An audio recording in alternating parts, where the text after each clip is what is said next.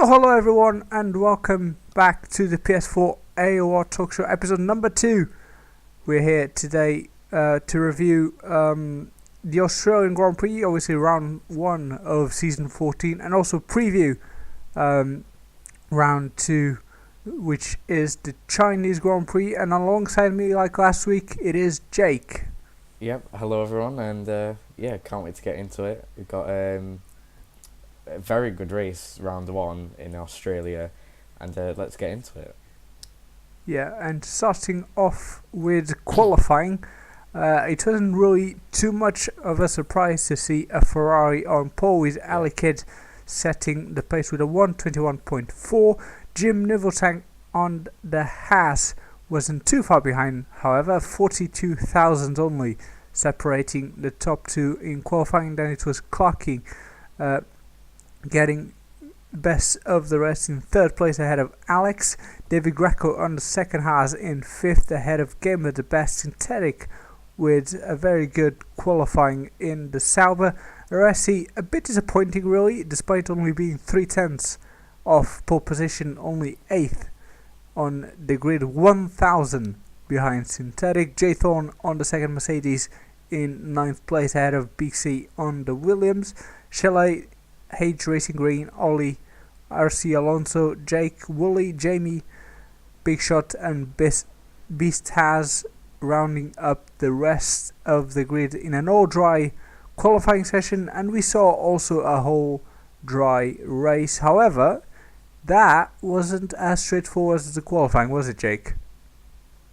No, the race was completely different to qualifying, and going into turn 1 we saw Nervo go right down the inside of Ali and taking the lead from him.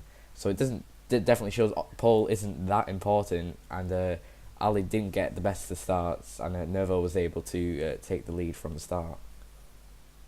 Yeah, indeed. And from then on, it just seemed like Ali didn't quite have the pace on ultras to keep up with I don't think with so. Niveltank throughout the first stint. Yeah. However, it seemed like Ali didn't have the race pace. Nervo maybe concentrated more on the race pace, and I think that's what helped him win the race. And I don't think Ali could match him at all there. Yeah, definitely.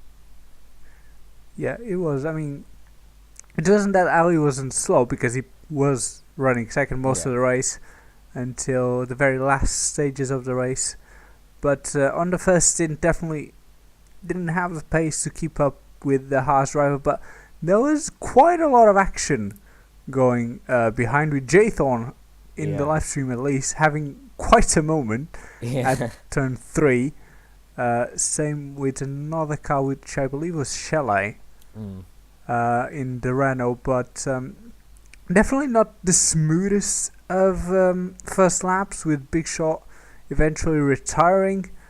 Same wise to JakeRacing Green, in which was quite a disappointing start of the season for those guys. But I mean, the top 5, well, after Niveltank ran away, the top 5 were in quite a good train, but from that backwards, we had so many interesting fights, including what was a terrible start for Rossi, the current F1 champion, on the back foot from the start of the race. And I mean, what did you make of that side, being involved in all that as well? What did you think of that start of the race? Yeah, the start was crazy. I mean, going into turn 1, there was cars all over the place. JakeRacing Green and made a mistake. Big C had made a mistake, and Thorne had completely missed his brake point, gone straight off the track.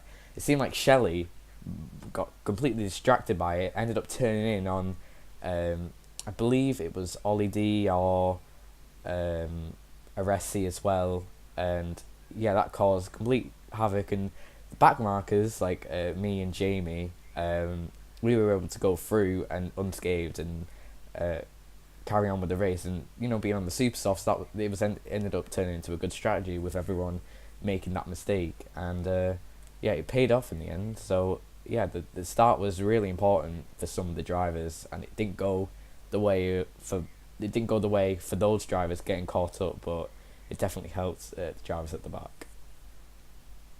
Yeah, and we saw quite a few drivers as well going for a different strategy right off the get-go. A lot of them putting the super softs compared to the top 10, who was forced to start on the ultras. But even after the first round of pit stops, we started seeing pit stops from lap 8, I believe, which was really early on, probably hinting a 2-stop, which didn't happen to anyone except for Big C, who finished way down in 13th, which was a real shame. However, obviously we saw different strategies on top, with both Haas drivers going for the soft compound after the pit stop compared to Ali Kidd, who went on the super softs. I mean, what would you make at that point in the race? You're fighting for a win. You don't quite have the pace. You pit earlier than the guy ahead of you, but you pit for a softer tyre, and you're aiming to go to the end of the race. I mean, what goes on the mind of someone who's on the back foot and needs to counter someone? Yeah, I mean, Ali had to do something that race just to get close to Nervo again. He didn't have the pace. I think the tyre degradation wasn't that bad, so I think he was able to do this ultra soft, super soft, and it seemed like Nervo and Greco were doing. Thought the soft tyre was the best option for the end of the race. It didn't turn out like that in the end, and it just seemed like the two Haas drivers had the pace, and Ali couldn't do that. Ali tried his best, and it just didn't pay off for himself. Yeah, but however, I know it sounds silly because we're talking about obviously the race lead and everything, but there was a lot of exciting strategies going on behind them, and I gotta say, one of the most surprising ones was definitely RC Alonso, which did an absolute magic trick in that race. He obviously started in 14th, and after all the round of pit stops, he was 4th.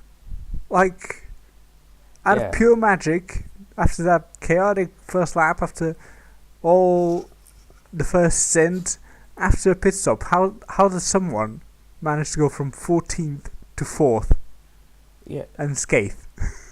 Alonso obviously gained a couple of positions off the start.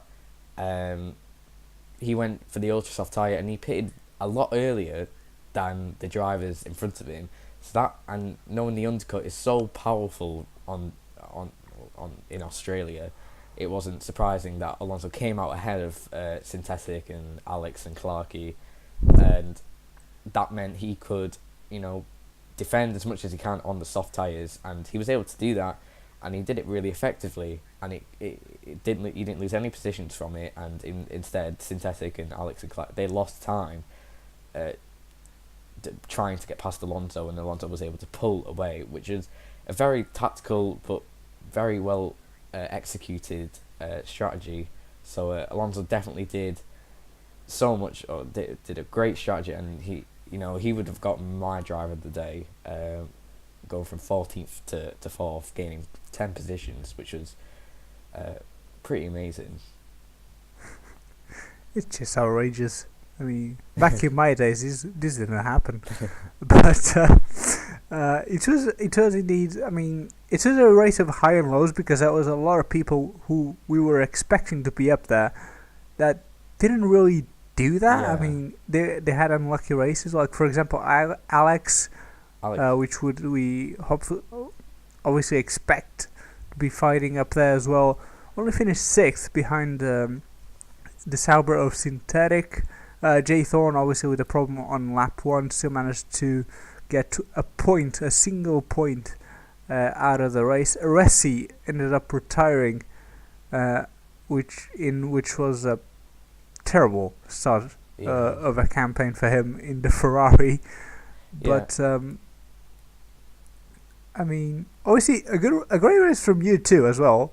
I mean, it's not everyone that just starts a season and leads so many laps after the first round of pit stop. I mean, I wasn't Tell really tell us more about it. I wasn't really thinking about that. I was more trying to keep the pace on the super softs because when they go off, I mean, they go off, you lose time, and just I was concentrating on keeping those times going, keeping them really consistent, and it paid off because I remember Ollie D pitting before me. He went for soft tires, so I was expecting him to get a massive undercut, but it didn't work for him, and still came out ahead of him. So, it, yeah, being more consistent in a different strategy, I think is quite key. And in the end, I came out in 10th or 9th, and yeah, I had to get past a couple of people, and eventually got into 8th. So that was good. Jamie as well, he did the same, starting super softs, and he was in 2nd for a long time. So yeah, it was a pretty good race there. Yeah, I mean, it was definitely interesting to see how the different strategies were all playing out, both for the drivers that after the first pit stop pitted for softs against super softs, and those obviously who started on super softs as well. But yeah, eventually at the end of the race, Jim Niveltank took the win at the first race of the season ahead of David Greco, his teammate on the Haas. So probably we talked that Haas were definitely a team to look up for, and here they are proving that for once we were right. But 1-2 for Haas in the first race ahead of Ali Kidd, who nearly got threatened by Alonso at the very end of the race. Only 4 tenths separating Ali Kidd in third place from the Toro Rosso of Alonso in the end. Synthetic finished 5th, and then it was a lot of penalties for all drivers, but Alex wrapping up the race in 6th place ahead of Clarkey. Then it was obviously you in 8th place ahead of Jamie. Jay Thorne got the last position of the point scoring positions. Ollie, F1, F2 champion last season, finishing up in 11th in his first race in the top tier ahead of Shelley. Big C in the Williams, the only man finishing the race with 2 stops in 13th, Gemma the best. After running up there for a while in the race, only 14th in the end ahead of his teammate Bisaz. Woolley 16th, and the last of the finishers. Now, obviously the standings stay as they are in the race because obviously it was the first race. Now, China was a race that we had already in the esports. So, do you think we can somewhat compare and use what happened in the esports to see what may happen this Sunday, Jake? I think we can because, I mean, Alex and Big C finishing 1 and 2 in that race. Them two are going to know the track already. They're going to expect the rain. They're going to, they had the pace and the dry.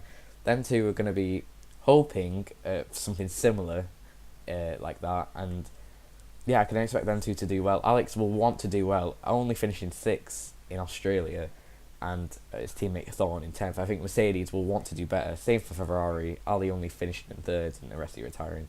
So them two teams are going to have to, bulk up and challenge Haas, because Haas it's only been 1 round, but they are proving that they are there to win the constructors. And Haas and Ferrari and Mercedes are going to have to do something about it soon. Yeah, indeed, and it will be definitely very interesting to see how it all plays out. And obviously, keep an eye out for obviously Toro Rosso, Sauber, Williams, who obviously went for slightly different strategies and definitely paid off for some of them. So we could see a lot of that too, using the super softs and mediums. Obviously, perhaps we'd see a bit like Australia 1 stop, but I mean, what strategy-wise, if it stays dry, what do you think we should be expecting for round 2? I think we should expect a 1 stop, definitely. I don't see people doing 2 stops at this track. Probably super soft medium, or even super soft if people are going to push for that. Whether it's quicker or not, I don't know. If anyone's going to go for the softs, they might go soft, super soft, or soft medium. Yeah, there's a variety of different strategies here. Different tyre strategies. I think it should be the one stop in theory, and I think that's what is going to happen with most tracks. I know a lot of good drivers have very good tyre deg. They can control the tyre wear. Like Ali and Alex, they have good tyre wear. Nervo Tank as well. So I mean, we could see a whole as Australia, we could see a lot more strategic options for every driver. Yeah, it will be interesting, but to see. But like what happened with Xbox, probably I would want to see some rain this time around for China. I think it would be spicing up the race a lot more already. But yeah, let us know what you think it may happen in the race in the comment section below, or make sure you tweet us at AOR _Talkshow. But predictions wise, it is time to see.